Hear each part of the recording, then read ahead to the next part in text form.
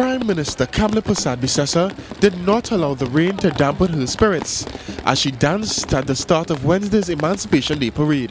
The annual event began just around 9 on Wednesday morning, opposite the Financial Towers on Independence Square in Port of Spain. But the hundreds of people who lined the streets were not prepared for what happened next. Shortly after the Emancipation Parade got going, the worst thing happened. The rains came down. But while the hundreds of spectators rushed to shelter, Prime Minister Kamala Persad-Bissessar, accompanied by her ministers and members of the Emancipation Support Committee, braved the weather to continue the parade to their destination of the Queen's Park Savannah. The rain would let up, and by the time the parade reached the Piccadilly Greens, it was in full swing. African drums was one of the instruments of choice as the music bands made their way through.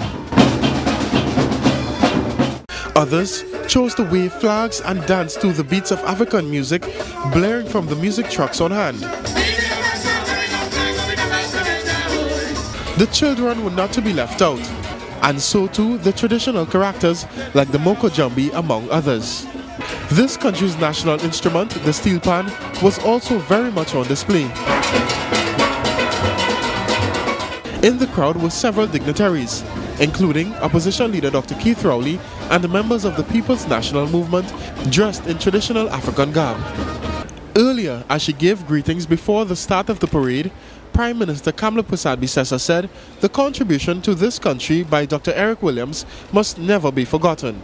He was indeed the true father of our nation, who took us out of colonization into independence. As we celebrate 50 years, I ask you to pay tribute to the father of the nation, Dr. Eric Williams, our first Prime Minister.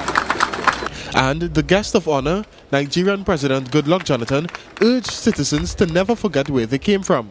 He said this country has come a long way since emancipation, and evidence of that is the election of a female Prime Minister. I'm also waiting for the day a woman will be the President of Nigeria. The celebrations continued at the Emancipation Village at the Queen's Park Savannah. For CNC3, I am Chester Sambrano.